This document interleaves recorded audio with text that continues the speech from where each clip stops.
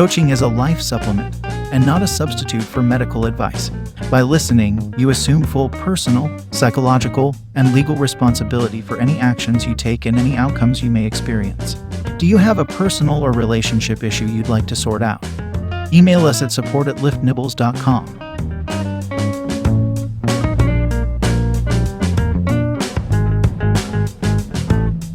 Welcome to Lift Nibbles. Whether you think you can or think you can't, you're right. I'm your host for today, Carl Bishop. Hello, Hi, Carl. Hey, today we're playing with LIFTnibbles, uplifting initiatives toward personal, interpersonal, business, and cultural fulfillment. We're going to have the help of a facilitator today, Maya Gale Taylor. A little background on Maya. Since 1997, she has been leading uplifting initiatives such as the Integrated Approach, the Coach Certification School, the 10-Minute Manifesto teleclass series, and LIFTnibbles itself. She has been offering counseling, coaching, and mediation services for a long time. Welcome to today's dabbling, Maya. Do you want to tell us a little bit about yourself and about the nibble you have for us today? Well, I think your intro was fantastic. Thank you so much. Today's dabble, I thought we might try some sorting it out. Sorting it out is a process that I came up with after integrating a bunch of different practices from all different traditions. Early on in my studies, I studied traditions from Eastern culture and Japan and Buddhism and Hinduism and Taoism. And I also studied Western traditions and logic and philosophy and psychology. And there's an amazing richness in the world just relative to what makes human beings tick and how to self-actualize what we're all capable of. I'm fortunate enough to kind of be living my own personal heaven on earth, and I like to help other people do the same. I'm passionate about helping people to have as much satisfaction as they want in their lives and giving people an opportunity to spread their wings and find out what they are capable of, their highest possibilities. So sorting it out is a practice for that. Sorting it out. That is interesting because, Maya, I think so many of us just go through life living quiet desperation, maybe just doing the same thing day to day. And whether you're 10 or 50 or 70 years old, I don't think it's too late to ever spread your wings and try something new. So I'm kind of looking forward to hearing more about this. Yay. So why don't we just dive into playing with today's nibble then? Today, our volunteer partner is Gustavo. Welcome to LIFTnibbles, Gustavo. Thanks for joining us. Hey, no problem. Hi, Carl. Hi, Maya. Hi. Hey, Gustavo, tell us a little bit about yourself. What are you all about and what do you do in life? I'm an engineer. I actually stop hackers for a living. That's my main occupation. That's me in a nutshell. All right. Hey, I'm going to tell you my engineer joke. There were three people talking about who created man. One was a doctor, one was a teacher, and one was an engineer. The doctor said, well, it had to have been a physician because look at the body and the mechanics thereof. And the teacher said, no, had to have been an educator because of the mind and the complexities there. And the engineer said, no. It had to have been an engineer because who else would put waste disposal in the middle of a recreation area? Oh, uh-huh. Okay. All right. Hey, Gustavo, what do you think so far about the dabble of the day that Maya described? Are you ready to play with it a little bit? Yes, it sounds really interesting. Fantastic. Well, let's jump right in then. Maya? All righty. Do you want to hear more about sorting it out and what the 5 steps are, or do you want to just dive right in? Well, I think I understand the thrust of it. And I would then like to start by maybe voicing out loud what is it that I am probably most hungry about sorting out. Sure. Okay, well, I am COVID affected, I guess. It's what brings me here today. My mom passed this year. She passed in early July. What I have found surprising. Of course, I miss her. That's normal. She was always very present, very large personality in my life. But what I keep sort of getting stuck a little bit is because of COVID, of course, we sort of stop person to person, a closeness, being in touch with people. And I sort of like stopped hugging or spending a lot of time with my mom around the beginning of March when this whole COVID thing started. So between March and July, I talked to her, of course. I would talk to her over the phone. I would see her. I would drive her to some errands every now and then. But what I remember the most intensely, I may say, is the fact that she kept reaching out to me because we were always very close. We would see each other normally and we would hug, and she would put her arms around mine when we were walking together. And when I was helping her do little COVID errands and so forth and so on, I had to keep sort of my distance, and she kept reaching out, trying to touch me, right? And I remember me sort of like sidestepping, trying to keep my distance. She was in her 80s, so I wanted to be safe, or rather safe than sorry. And it sort of keeps coming back to me how the last months of her life were deprived of that touch that was very important to her and to the people around her. It was important to me, important to my sisters, of course. There are many people affected by COVID. To me, this is the thing that every time I think of my mom is what sounds most unfair. And I keep coming back to it. And I think I keep coming back to it because maybe I'm not sure how to be at peace with that. And that's probably what I'm thinking needs a little bit of sorting or sorting out today. Yeah. I'm guessing there's a part of you that feels really sad that you're wishing that you could have given her more of the love that, she enjoyed so much. Yes, I mean, we have, of course, the, seize the day, live every moment as if we're the last. And I did spend quite a bit of time with her in those last 5 months. But I thought it was such a cruel thing that little piece was sort of robbed from us. And that she spent the last months of her life not being able to be physically close to the people around her. And yeah, that's the sticking point. Is there any part of you that's maybe angry at COVID? You said, robbed that from us. Is there a part of you that? Yes. And I'm not sure exactly what or who or what I am angry about. Is it COVID? Is it the universe? Is it the timing of the whole thing? The unfairness? But yes, it feels sort of cruel, right? And I understand that we can choose when we go. Yeah. But it keeps sticking for me. Yeah.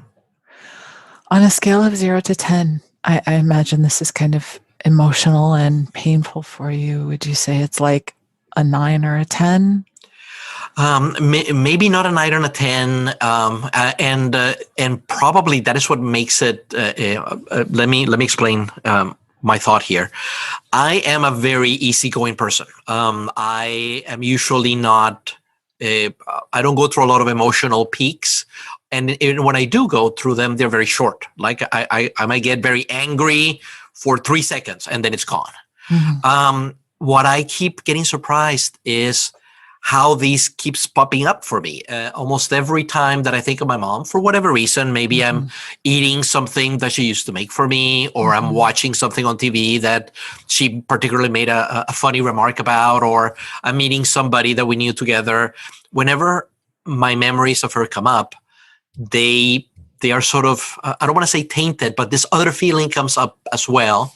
And it does, maybe it only rises to 7 or 8.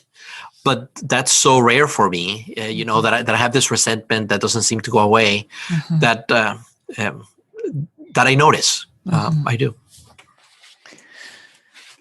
So I want to support you. I mean, obviously, there's a part of you, you'll always have your mom in your heart and you'll always love her. But I can hear that there's a part of you that would like to not have this continually popping up for you. Or yes, I mean, I know there's no way to fix it. See, of course, that's the big thing. Once somebody's gone, it's gone, and there's no way to relieve and take that hurt away. So yeah, maybe I'm not so much trying to get rid of the feeling, but maybe the intensity, or I don't know. Is it guilt? I don't even know what it is, but. Yeah, it does keep popping up, but it strikes me a little harder than I think it should. All right. Well, I'm going to go through the 5 steps with you, and hopefully it'll help relieve some of the heartbreak that I can hear that you're feeling.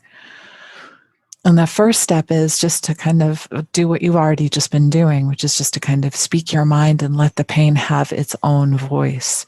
So, for example, I heard you say things like, I'm sad that I sidestepped her touch. And I heard you say, her last days were deprived. And I heard you, go ahead.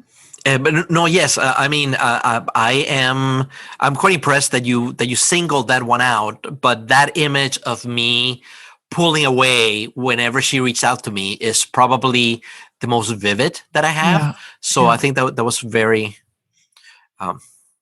that was right on point. Yeah. I also heard you say like it was unfair for her. It was kind of cruel that this piece was robbed from her and from us. And I also heard you say that there's no way to fix it. Yeah. If you were going to just feel in your body and in your heart where this heartbreak lives, where in your body would you say it is? Well, the easy answer is in the heart, because the chest tightens whenever I think of these things. Probably in the head as well, but it's in my torso, perhaps in the heart, where I feel it the most. So I'm going to invite you to imagine that we're going to ask the chest tightening and your torso and that feeling in your head. Imagine that it's another human being. And we're going to talk to it. I'm going to ask it questions, and I want you to tell me what it says. Okay. So, torso, I heard you saying, I sidestepped her touch, and I'm sad about that. And this was unfair for her, and it's cruel that this was robbed from us, and there's no way to fix it. Are there other things that you would like to say that you'd like us to hear? Well, the counter to that, which is, I wanted her to know at that point in time that the only reason I was stepping away was because I actually did love her, and it was the complete opposite of what I wanted to do at that particular time. So it's it felt like I was being cruel, and I guess that's what lives on there. Yeah. So I want to read you more of what I heard you say, and I want you to tell me, torso, if there's more that comes up for you when you hear this list, okay? I'm sad I sidestepped her touch. Her last days were deprived, and it was unfair to her. It's cruel that this piece was robbed from us, and there's no way to fix it. I wanted her to know that I loved her. It was the opposite of what I wanted to do, avoiding her touch. It felt like I was being cruel. And I would add to that I would have loved to have felt her arms around me one more time at any point in those 5 months. I would have loved to have felt her arms around me again. Mm-hmm. That feels very complete. Thank you. So, the saying what needs to be said is just the first part. The next part is just really giving your heart an opportunity to hear the yearning that's underneath those. I mean, we can hear the yearning pretty clearly here, but I'm going to go one more time through the list, and I want you to tell me the one that pops out the loudest first. Maybe after we play with the first one, another one will pop out loudly, but for now, just tell me the one that pops the loudest. I'm sad I sidestepped her touch. Her last days were deprived. It was unfair for her. It was cruel that this piece was robbed from us. There's no way to fix it. I wanted her to know that I loved her. It was the opposite of what I wanted to do, pulling away from her. It was the opposite of what I wanted to do. Yes. That's the one that pops. So I want to invite Torso and Gustavo and Maya and Carl to just hear the innocent yearning that's deep in there. I'm guessing, Torso, when you say that was the opposite of what I wanted to do, am I hearing that you're absolutely devastated and heartbroken because you wanted to be able to show your love? Yeah, that's exactly it. Yes, I was being cruel in my head when I wanted to be loving, and I definitely wanted to head in the completely opposite direction instead of away from her, just getting closer. Yeah, you wanted to be able to have that full expression, that full outpouring of that love and care and appreciation and tenderness that you have for her. It's what we used to do. Yeah. Yeah. So this last piece, what we just did is we translated the voice of Torso's pain, which is what he doesn't want, right? Torso said that was the opposite of what I wanted to do. What we did is we're helping Torso to just really, really, really wrap Torso's arms around what he did want. And what he really, really wanted was to show that love. And so I call this the O part of sorting it out, because it's the observing the core value, the true heart, the true yearning that's in there. I'm wondering, Gustavo, when you hear me say that, I hear how much you just really, really wanted to be able to show your mom your love for her. That's the main thing, and I feel robbed and a little angry, and I miss her. Yeah. Yeah. I'm guessing it feels really raw. So the next part of sorting it out is what we call the release work part of it. And that voice that says, I feel robbed, I feel robbed. Am I hearing that part is also angry because it really wanted that opportunity? It wanted the sweetness of that moment with her one more time. Yeah, that's pretty much it. It's it is. There is anger there, most definitely. So in release work, what we do is we try to remember that the anger, the heartbreak, the tension in your torso and in your head, that this is all like a signal that your body is needing care for your own core values, the part that wanted to show that love, the part that wanted that sweetness and that moment again with her before she passed away. And so you can do release work a lot of different ways. For some people, release is crying, really connecting to how much you want that and exhaling the tears. But the most important part of release work is while you're exhaling the anger or the grief or the pain, that it's really important that you inhale that feeling of that sweetness. I'm guessing you have really vivid memory of having your arms around your mom before, right? Oh, yes. And I'm guessing there's a part of you that really, really knows that she knew you loved her. So I want to invite you to just breathe long breaths as if you're spilling out anger, hurt, sadness, heartbreak. And with everything you exhale, it creates an a void in your belly. And so when you inhale, you're breathing back in memories of that sweetness with her. Breathing in what it felt like on your skin when you had your arms around her. Breathing out even more sadness and breathing in memories of the smell of her when you would hug her.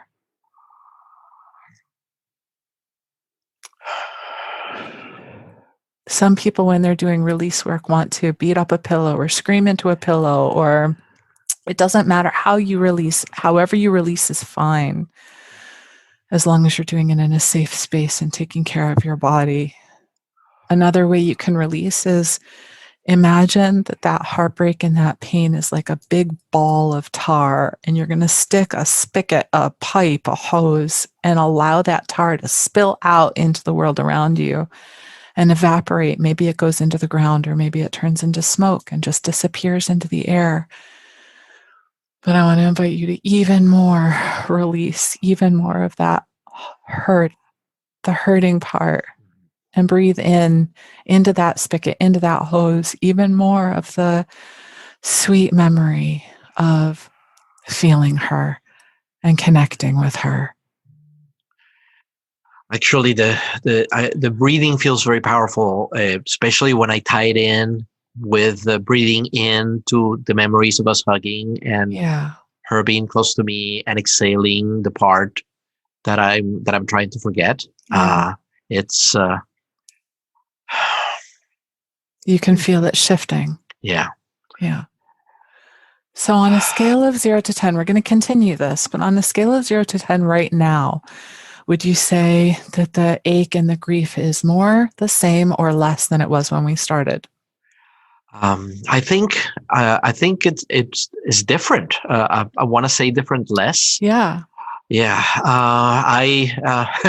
Well, another thing came to mind while I was doing the breathing. I heard somewhere that Marines or people that are in combat, when they are in a position where they're about to die, they breathe in and out, holding a little bit, and that sort of helps center them. And I think something very similar to that is happening with the breathing, Sorry, especially when I attaching it to thoughts of my mom. So this was it calming, actually, if nothing else. So yes, there is a difference. Yeah. So in release work, there's a bunch of pieces that we've combined in this one simple practice. One thing that we've done is the deep breathing activates your parasympathetic nervous system, and it does help calm the body. But also, we're doing a piece that I like to call filling the cup. That if we're having pain, it's because our core value is needing to be fed. In this case, it's the part of your heart that's yearning for that sweetness again. And that's why you're hurting and grieving, is because your body is needing to reconnect with that sweetness. So by having you inhale or remember or imagine what that moment would be like, what that moment was like, we're actually feeding your body the core value that it's needing, that's making it's like, you know how when you're hungry, your stomach growls? Yeah. And grief is about the things that we're hungry for. And when we feed ourselves the things that we're hungry for, that's called self-empathy. And in this case, I'm helping you with your empathy to feed your body that sweetness that it is hungry for. And when we feed that hunger, then the intense craving, the grumbling stomach, calms down, it dissipates, because we're feeding our core values, we're feeding our needs. So again, I want to check in with you and say, on a scale of 0 to 10, would you say that this is still above a 5 or less than a 5? It's definitely less than a 5. And I actually I found another thought sort of popping in when I do my exhales, and that is of my dad that just got his first dose of the vaccine yesterday, and should be getting the second dose in a couple of weeks. And he's going to get a big hug from me in a couple of weeks, because I think that's that's really what I've been missing. And my mom is not here, but he's still here. So He's still here. Yeah. yeah, and that also helps, having that proxy of sorts. Well, that's wonderful. I mean, one of the ways that we know that we're giving ourselves good empathy, one of the ways we know we're sorting it out, is that the mind will then go to something different. And thinking about your dad is a change of subject. And thinking about taking action, that's the fifth T in sorting it out, is the taking action. And you're already, part of your body is already going to the place of taking positive action that feeds that part of you that loves that sweetness. And that's a sign that sorting it out is working, that we're doing it correctly, because that's a natural progression.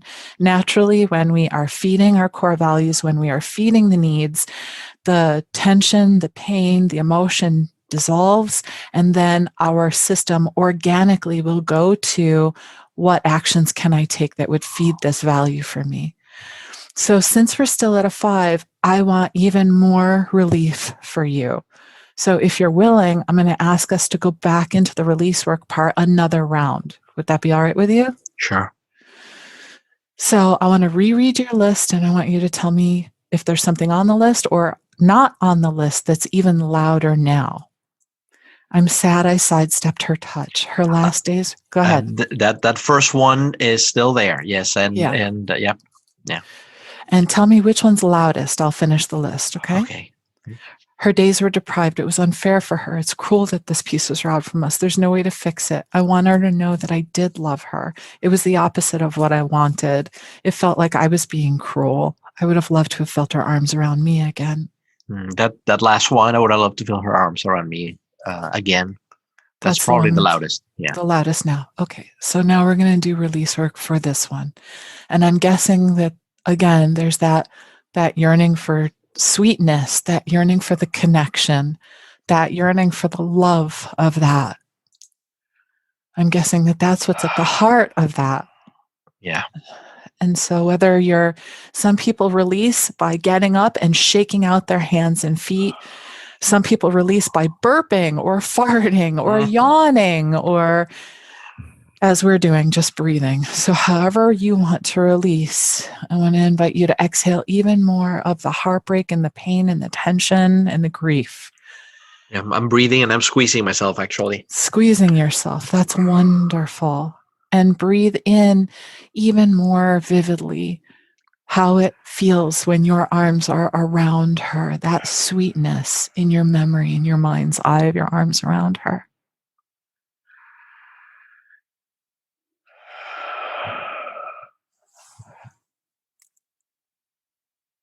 And on your next breath, giving yourself even more of that thing that you're so hungry for.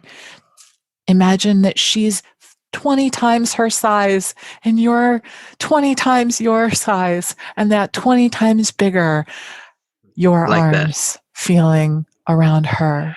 Yeah, I like that image very much. Thank you.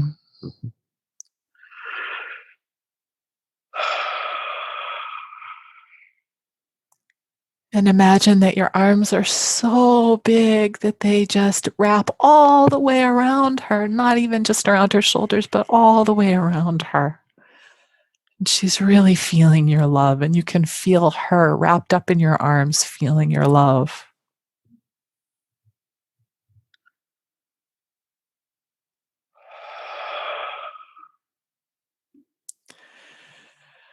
The fourth T, the SORT, the first T in sorting it out, is tracking. And this thing that we're doing is to check to see if what we're doing is working, because maybe we need to do something different. Maybe what we're doing is really good. As you're feeling this 20-foot body hugging your 20-foot mom, are you feeling more calm? Are you feeling the same as you were before, or feeling more grief than you were before? Hey, I'm feeling a lot calmer. Actually, what it feels like is if I just gone to visit her at the cemetery. You know, it's like I'm spending time with her, even though she's not physically here with me. So that's that feels very, very good, actually. One of the things that I've studied in psychology is that the mind, the brain, doesn't actually know the difference between reality and imagination.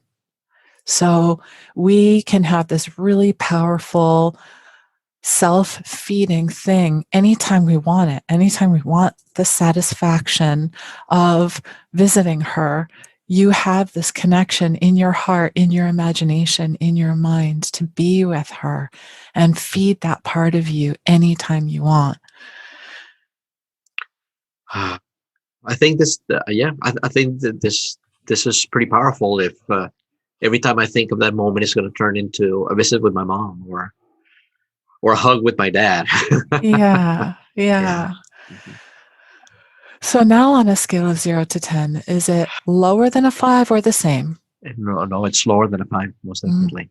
Where would you put it now? It's a 2 at most, I think. This feels very, very good. Now, in sorting it out, I like when I've reached a 2. If I've reached a 2, then I say, I'm pretty good. I can go on with my day. Sometimes, though, it feels even better to do even more so that we can get to a 0 and feel super relieved and super satisfied. Would you like to stop here, or would you like to do another round of release work?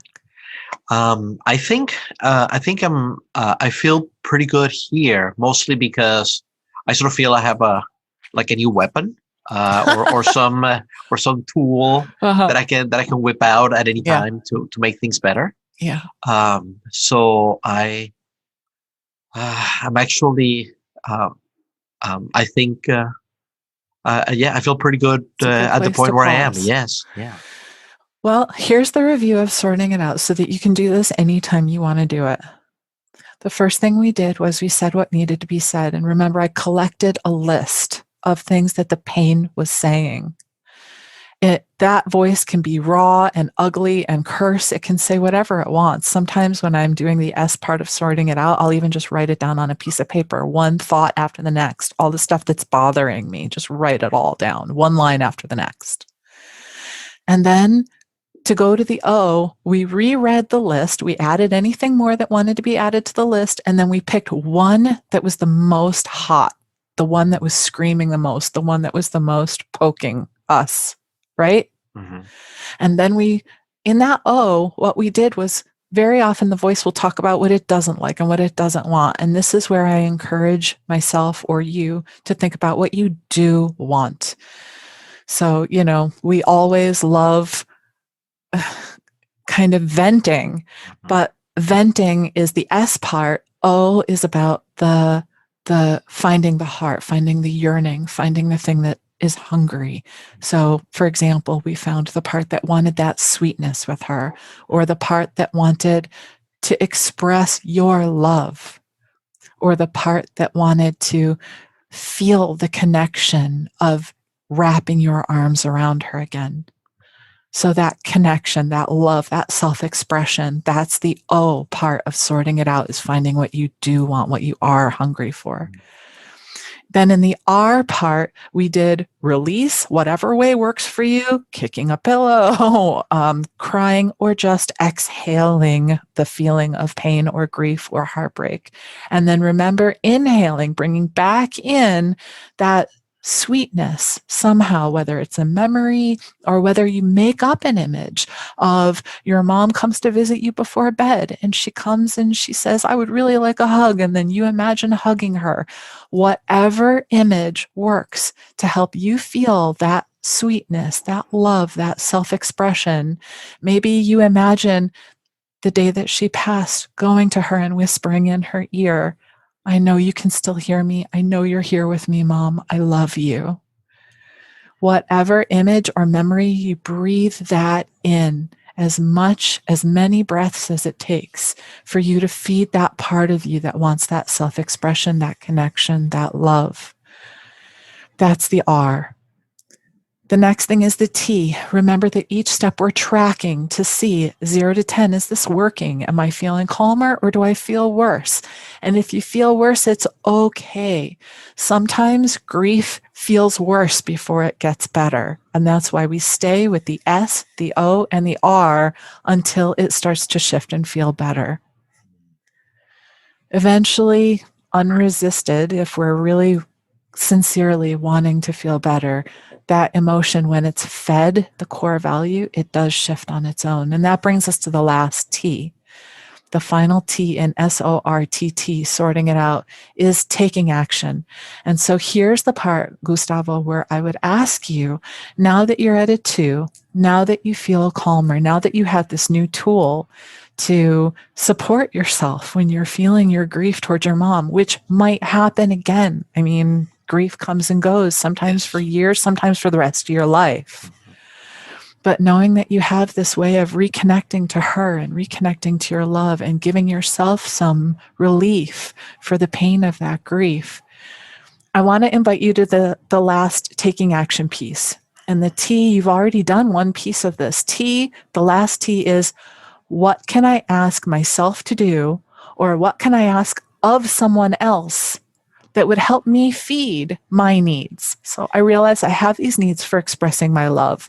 I have these needs for connecting with my mom or with my parents. I realize I have needs for the sweetness of that togetherness, that physical presence and togetherness. And your body already said, I have a request of myself. Boy, when I visit my dad, I'm going to go give him a big hug. Yeah. I think a lot of people around me are going to get hugged going forward a lot more often. Yeah. So it sounds like the taking action part, it sounds like your T for yourself is to just hug the people you love more this week or tomorrow or today. Yeah. Oh, yeah. Are there other requests that you would have of yourself or of other people that would help give you that sweetness, that connection, that loving expression that you want so much? Nothing else comes to mind right now. I'm just sort of basking in the mental picture of me chasing everybody around me for hugs, and then wondering what got into me. Sorting is very, very basking making. And also this relief work can be very changing for us. It can change our bodies, it can change our minds, it can change our emotions. And so I really want to encourage you, this is a big thing. Grieving a lost parent is a big thing. So after doing release work, please drink at least 8 ounces of water. Please be gentle with yourself. You might feel like a wet noodle. You might feel kind of vulnerable for the next 24 hours. Your body has just learned a new muscle for how to feed yourself when your pain is telling you that you are hungry. And that's going to take some time for your mind and your musculature and your body to integrate. So please be kind if you feel a little vulnerable. Just be gentle with yourself for the next 24 hours. Take a walk, do some yoga, take a bath if you like bathing, eat good food, whatever it takes to just pamper yourself a little bit. Done. So, other things that you want to ask or say about the sorting that we just did? Nothing jumps immediately into mind other than the fact that I can see how this would work for many things, and I appreciate the help and the easy to follow steps. I think that this is something that will really help me going forward. So thank you very much. Thank you. And you being willing to just really say all of the stuff that your pain was thinking, that your torso was thinking, that's a huge gift to all of us, because I know that there may be other listeners who have just lost a parent or at some point in their lives lost a parent and are still grieving. The voices of your pain might help someone else to be able to do sorting it out for their grief. So thank you so much for sharing all that. You're welcome. I gotta confess, a lot more came out than I thought would. So thank you for that. Yeah. And more may come out. Don't hesitate ever to just add it to the list, and then again do the find the heart that is trying to be heard, and then feed that need, fill that cup, give yourself that that core value that it's yearning for. Thank you. Thank you. Carl, that's it. We Wow. completed a sorting practice. Wow, that was very powerful. Gustavo, thank you so much for sharing with us. I got a lot out of it. If I could reach through the line and hug you, I would. But wow, thank you very much. I know our listeners can use this tool to help each of them in their lives and our lives. Have them hug their mom. Across things like this. Yeah, and have them hug their moms. Yeah, and their dads and everyone. Yes. Gustavo, how would you characterize today's practice? How would you describe it to somebody who you'd like to tell of the experience? Actually, thanks for asking. The initial impression that I got is that I went a lot deeper than I thought I would.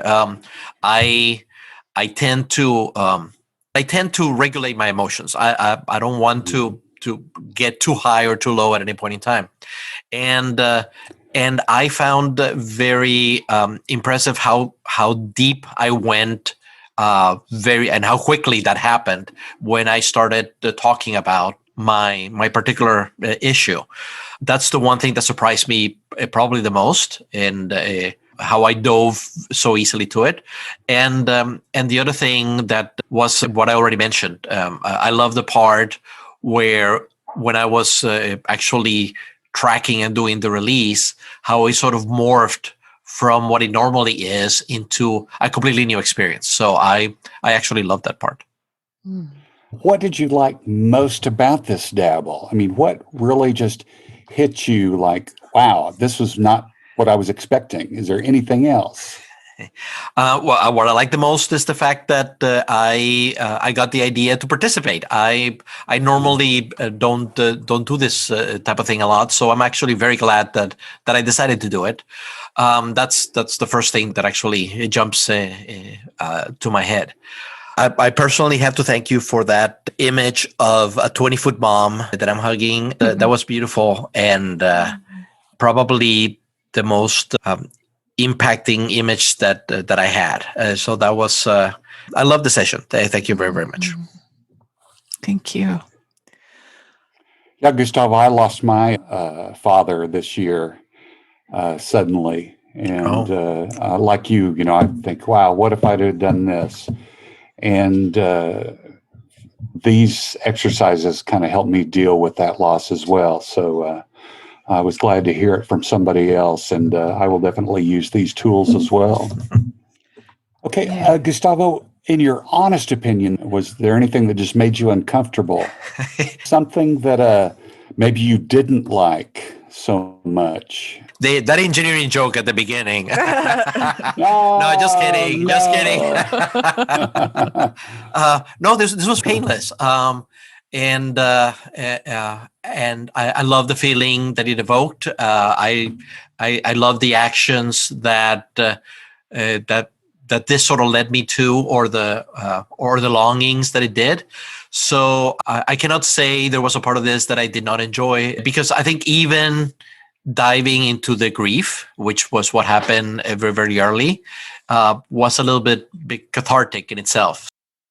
Each of us, when we kind of stretch ourselves in these areas that we tend to repress, and with the help of someone like Maya, to explore them and to delve into them, and then have some tools to help us deal with the emotions and what we're thinking, is very cathartic. I was very amazed, just as a third party, just listening and watching this happen, just the progression that came through.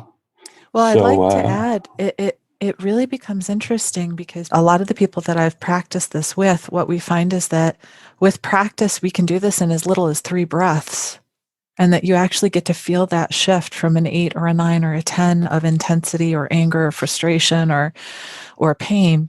You can feel it shift down to a 5 or a 4 or a 2.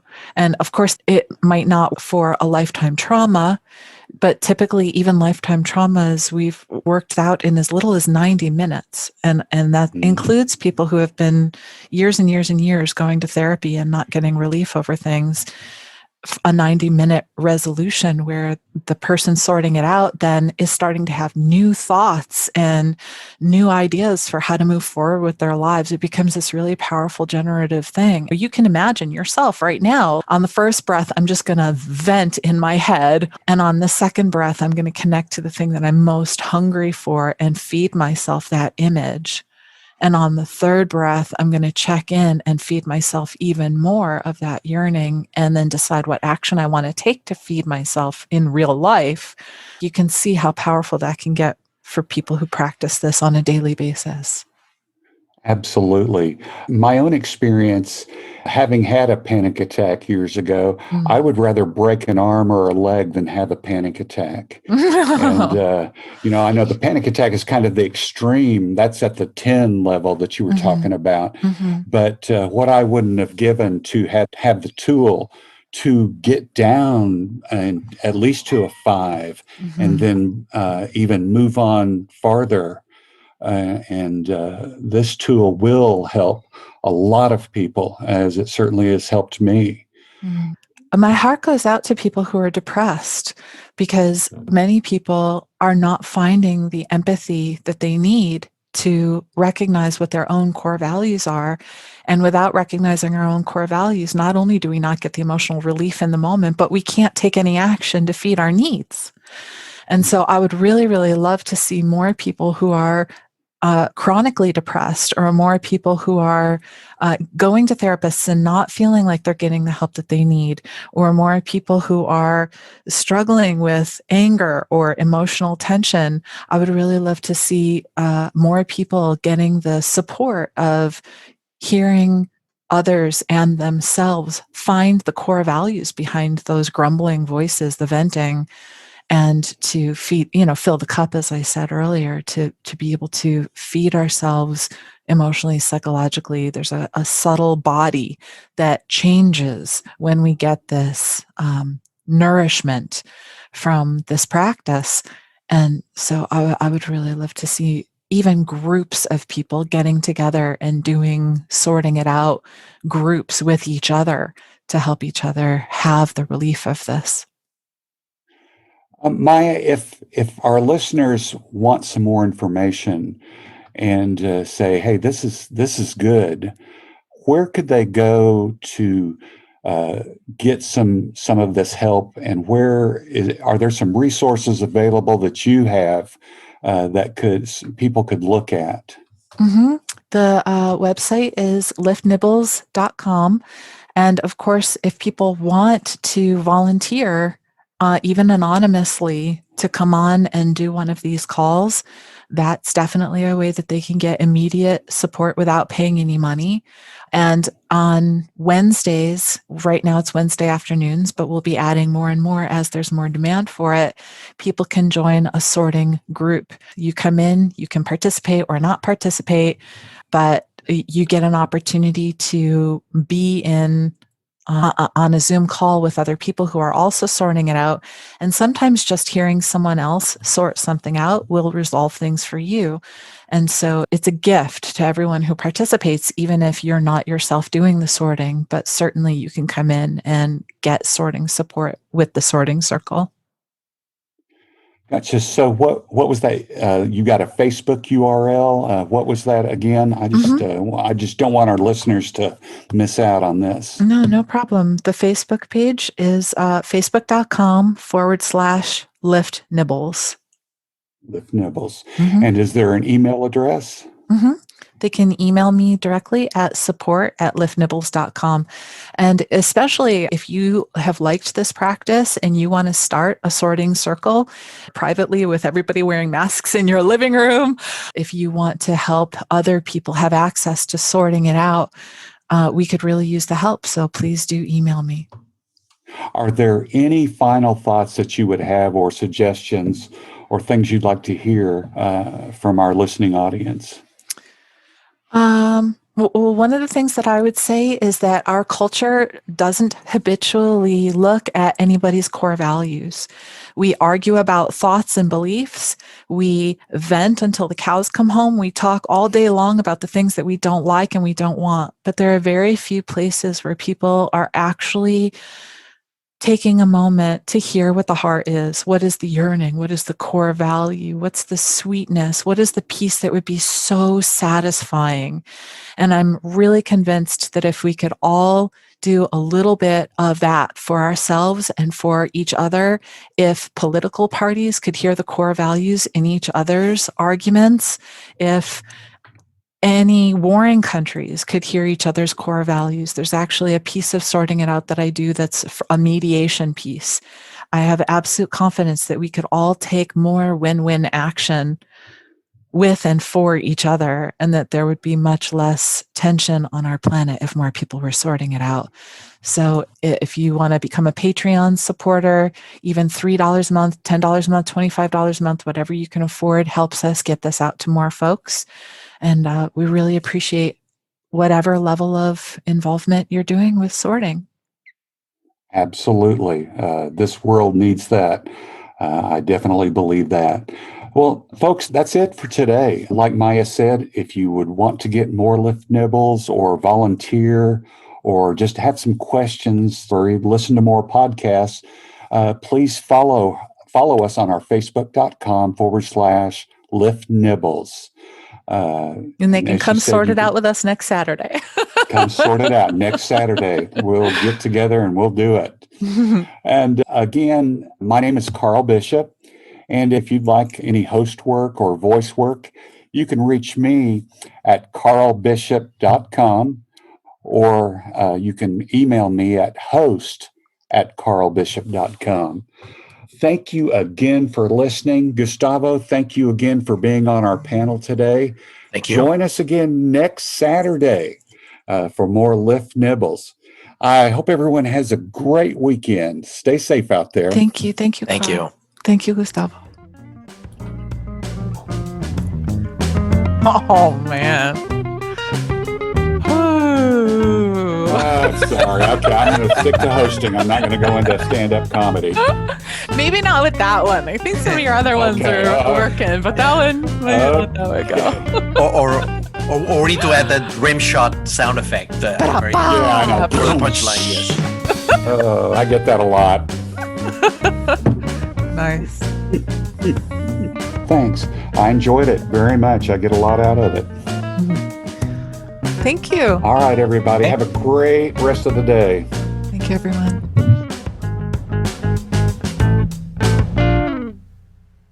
For more Lift Nibbles, follow us on Facebook at facebook.com/LiftNibbles, or follow us on Instagram at instagram.com/LiftNibbles. Today's content was made possible by generous Patreon subscribers. Get behind-the-scenes updates, free and early access content, and bonus perks when you join us at patreon.com/LiftNibbles.